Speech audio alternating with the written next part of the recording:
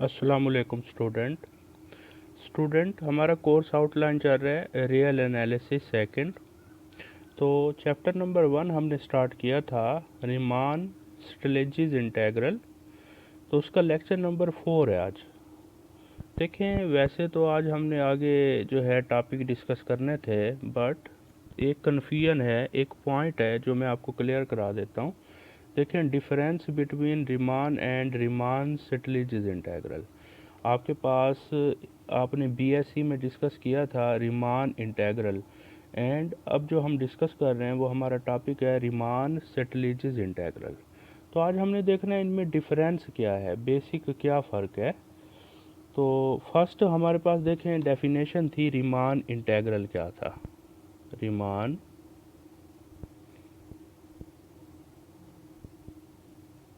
Riemann integral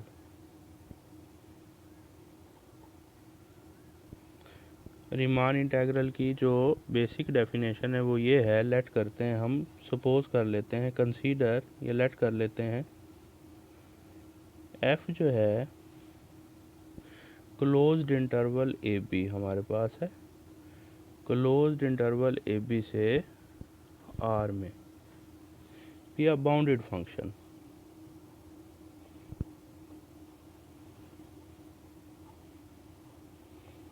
B a bounded function, ये एक bounded function है।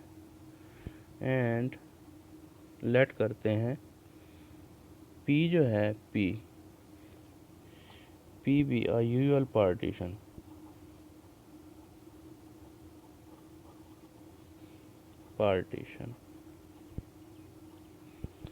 of closed interval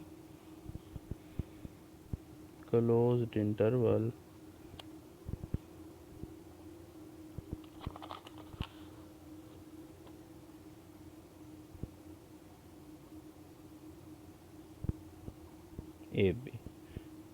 late suppose कि हमारे पास जो P है वो पार्टीशंस है, किसकी पार्टीशंस है, क्लोज्ड इंटरवल ए बी की एक पार्टीशंस है।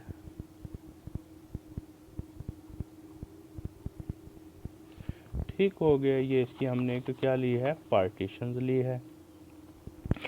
तो इसके अगर हम सब इंटरवल्स बनाएं तो क्या बनेंगे सब इंटरवल्स, x0 से x1, x1 से x2, x2 से x3 up to swan xn-1 से xn। इन जर्नल अगर आप इसे लिखें इन जर्नल्स तो वो आपके पास आ जाएगा xi-1 से xi। एंड यहाँ पे i जो है वो 1 से स्टार्ट है, 1 2 3 अप टू स्वान n। ठीक है, अगर यहाँ पे आप 1 रिप्लेस करते हैं तो फर्स्ट आ जाएगा आपके पास इंटरवल, 2 रिप्लेस करते हैं तो सेकंड आपके पास सब इंटरवल आ जाएगा, and up to so on. ठीक है, अब आप नोट करें कि ये जो फंक्शन है हमारे पास एफ एक फंक्शन है, इस क्लोज्ड इंटरवल ए बी में बाउंडेड है। बाउंडेड मीन के इंटरवल्स की वैल्यू, कोई भी वैल्यू, एनी वैल्यू अगर हम इसमें फंक्शन में पुट करते हैं तो हमें कोई फाइनाइट आंसर मिलता है, कोई रियल नंबर आंसर मिलता है, तो ये इसमें बाउंडेड है। तो अगर कोई फंक्शंस किसी क्लोज्ड इंटरवल में बाउंडेड है तो मस्ट होगा उसके सब, हर एक सब इंटरवल्स में भी बाउंडेड होगा। तो अब ये जैसे सब इंटरवल्स है इसमें भी बाउंडेड होगा, मस्ट है हर एक सब इंटरवल्स में बाउंडेड होगा।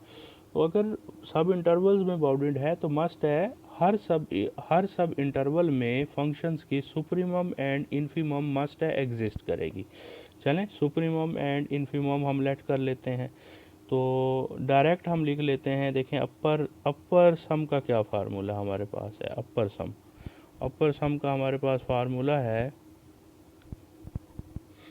ये capital M I delta alpha I, sorry यहाँ पे डेल्टा एक्स आई है, डेल्टा एक्स आई। इसी तरह लोअर सम का हमारे पास फार्मूला है, लोअर सम का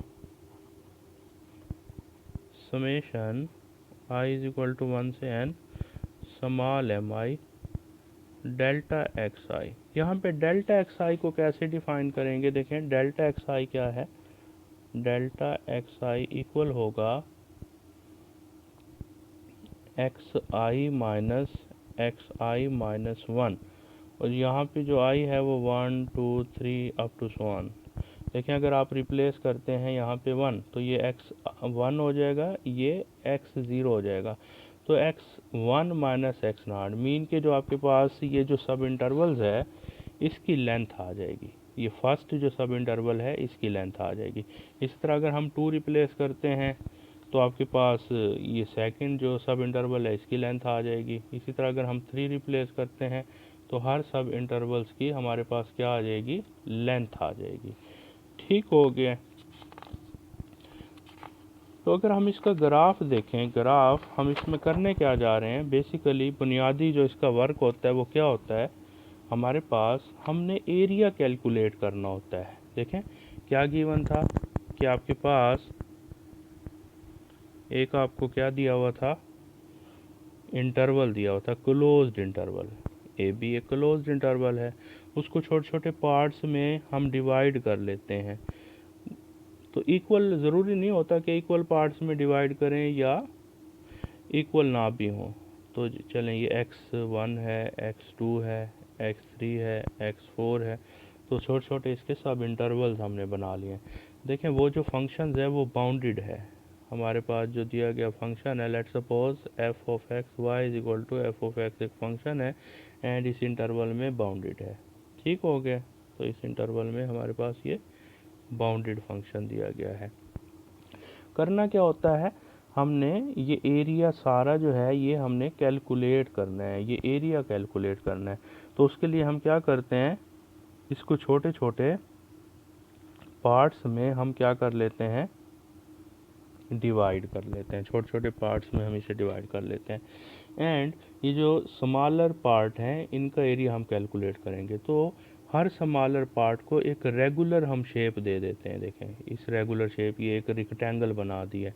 इसी तरह इसको भी एक रेगुलर शेप दे दें तो ये एक रेक्टेंगल बना दें। इसी तरह हर पार्ट को एक रेगुलर शेप देकर हम एक रेक्टेंगल में कन्वर्ट कर देते हैं। ठीक है। तो हर एक रेक्टेंगल्स का एरिया हम कैलकुलेट कर लेंगे। तो उसके लिए हमें क्या होगा, उसके लिए हमें, क्योंकि हमने जो रेक्टेंगल्स बनाई है वो हमने बनाई है लोअर रेक्टेंगल्स, मीन के ये जो कर्व का कुछ एरिया अपर रिमेनिंग रह गया है, इसी तरह रिमेनिंग रह गया।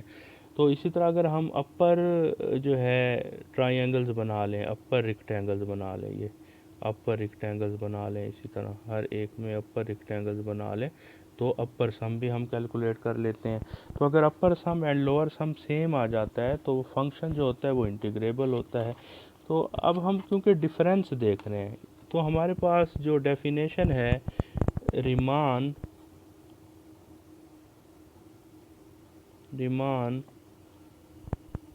सेटलिजेस इंटेग्रल, तो उसकी प्रॉपर क्या डेफिनेशन है। देखें हमारे पास जो रीमान इंटेग्रल है उसमें हमने ओनली वन फंक्शन यूज़ किया है, तो इसमें 2 फंक्शंस हम यूज़ करेंगे। देखें लेट करते हैं f जो है क्लोज्ड इंटरवल ए बी से आर में B a bounded function,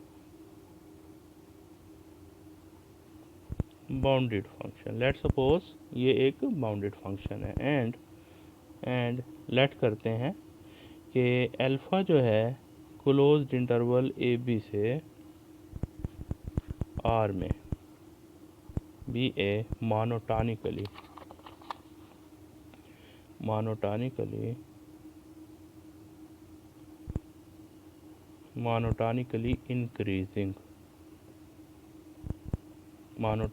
increasing function. ये एक मोनोटोनिकली इंक्रीजिंग फंक्शन है। मोनोटोनिकली इंक्रीजिंग फंक्शन, वैसे मोनोटोनिक फंक्शन तो वो होता है जो वन डायरेक्शन में मूव करता है, एंड मोनोटोनिकली इंक्रीजिंग फंक्शन जो ग्रेटर वैल्यू पे ग्रेटर आंसर देगा इंटरवल की, स्मॉलर वैल्यू पे स्मॉलर आंसर देगा। ठीक है। तो ये मोनोटोनिकली इंक्रीजिंग फंक्शन है एंड बाकी तो सेम टू सेम, बाकी इनमें कोई डिफरेंस नहीं है। देखें ये देखें आपके पास अपर सम क्या आ जाएगा, अपर सम अगर हम निकालेंगे तो अपर सम का हमारे पास ये होगा फार्मूला, हमारे पास आ जाएगा इसमें capital M I delta alpha आई, वहाँ पे हमने यूज़ किया था डेल्टा एक्स आई, यहाँ पे है डेल्टा अल्फ़ा आई। इसी तरह लोअर सम अगर हम कैलकुलेट करेंगे तो summation I is equal to 1 से n small M I delta alpha I. And यहाँ पे जो आपके पास डेल्टा अल्फ़ा आई है उसको अगर हम डिफाइन करें तो क्या था वो, अल्फ़ा एक्स आई माइनस अल्फ़ा एक्स आई माइनस 1। ठीक है, तो ये इसकी डेफिनेशन थी। अब देखें इसका अगर हम ग्राफ बनाएं तो क्या होगा। ग्राफ से अगर इसे शो करें तो ये देखें, एक आपके पास इंटरवल है, ए भी एक इंटरवल दिया गया है। लेट सपोज ए भी एक हमारे पास इंटरवल है एंड टू फंक्शंस दिए गए हैं। एक फंक्शन हमारे पास है बाउंडेड फंक्शन है, एफ एक बाउंडेड फंक्शन है। लेट सपोज एफ जो है वो ये है, ये लेट सपोज ये एफ है, y is equal to F of X एक फंक्शन है। एंड एक और फंक्शन दिया गया है अल्फ़ा, वो जो है मोनोटोनिकली इंक्रीजिंग फंक्शन है। चलें लेट सपोज हम कह देते हैं ये हमारे पास एक अल्फ़ा फंक्शन है जो मोनोटोनिकली इंक्रीजिंग है, ये अल्फ़ा ऑफ एक्स एक फंक्शन है। ठीक हो गया, ये इसमें टू फंक्शन थे। तो हमने क्या किया था, इस पार्टीशंस कर ली है, इसको डिफरेंट पार्ट्स में हम डिवाइड कर लेते हैं। ये लेट सपोज ये x1 है, ये x2 है, ये x3 है एंड इसी तरह x4 है and up to swan x5 इसे कह लें चाहे आप, ये x0 है। ठीक है, तो ये आपके पास क्या आएगा, ये जो दिया गया फंक्शंस होगा मोनोटोनिकली इंक्रीजिंग, इसमें आप ये पुट करेंगे तो अल्फ़ा x1 मिल जाएगा, अल्फ़ा x2 मिल जाएगा अप टू स्वान। ठीक हो गया। तो अब बुनियादी जो हमारे पास डिफरेंस है वो क्या आएगा, वो हम डिस्कस करने लगे हैं। तो अब देखें, ये आपके पास ये जो आप ले रहे हैं ये अल्फ़ा एक्स नॉट आ रहा है, तो ये जो अल्फ़ा एक्स आई माइनस अल्फ़ा एक्स आई माइनस 1 है वो किसके इक्वल है, डेल्टा अल्फ़ा के, मीन के ये है वो।